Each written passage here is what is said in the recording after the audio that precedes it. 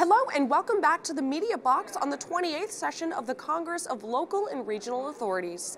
My name's Keely Sullivan and I'm here today with Mr. Jos Wienen. Mr. Wienen, welcome. Thank you. And just to begin and give a little bit of context, you presented to the Congress your report on local and regional democracy in Poland.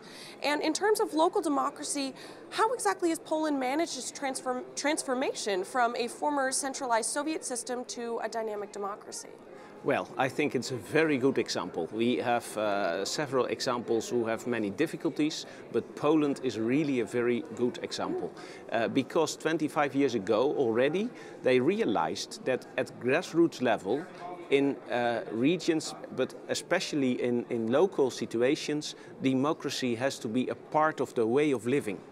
And they have managed to make a system.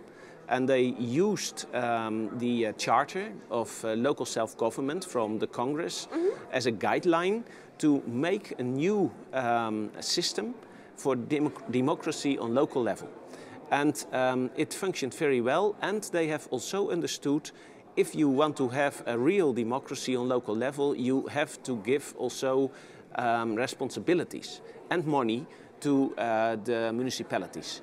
Because you can have democracy, but if they have no power or they have no money, then it's about nothing.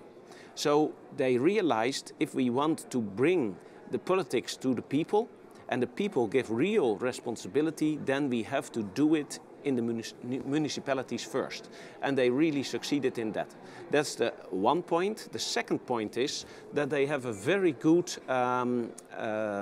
system of negotiating between the central authorities and the local authorities.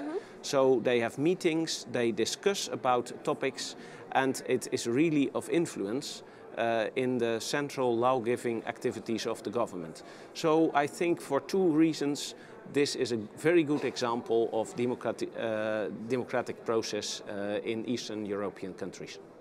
Right. And with that, can you just elaborate a little bit more? You touched on it, but just give a little bit more detail on the recommendations that the Congress has addressed to Poland. Yes, of course we have found some things we think you should better arrange. The first point is that they have an equalization system, so richer regions have to pay for poorer regions, but the system is so that in the economic crisis, the effect of the crisis was not directly translated in the money that the richer region has to pay for other regions. And for that reason, they had to suffer from the economic crisis and they had to pay for more poor regions and cities. And that system is not good functioning. So we have said our recommendation is you have to look at this equalization system and to change it to make it more compatible with the situation in which we are. The second point is you can give more autonomy about the local funding. So if you give tax facilities to municipalities, they have the responsibility themselves to let the people pay for services or to say no, we don't want to have the taxes too high and so the services must be more limited.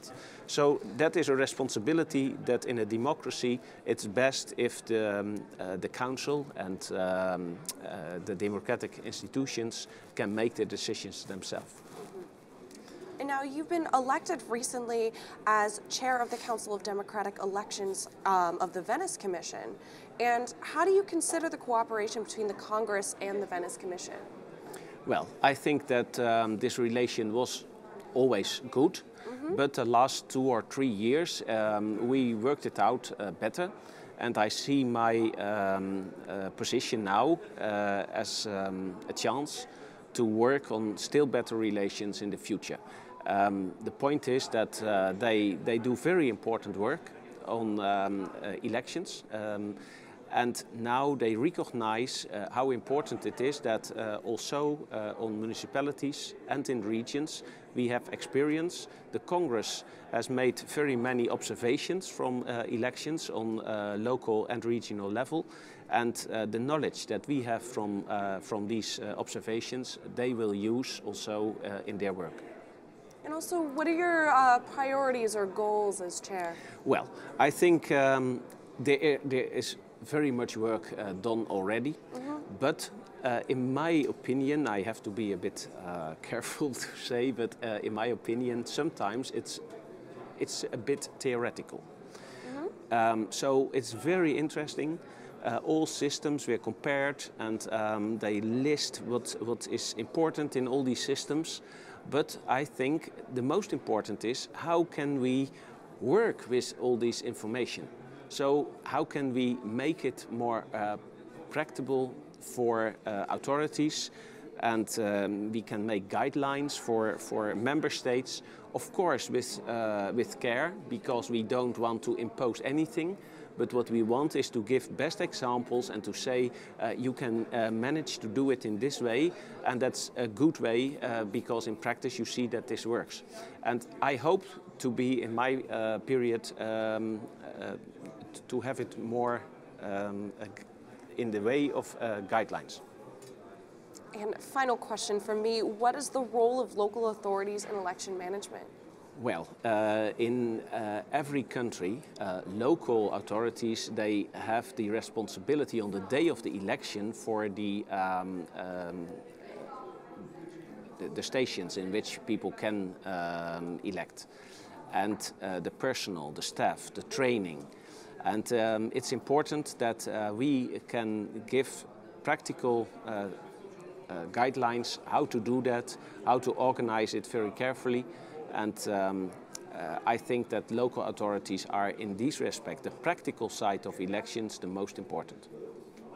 Okay, I want to thank you very much for your time. Okay, thank you. Thank you.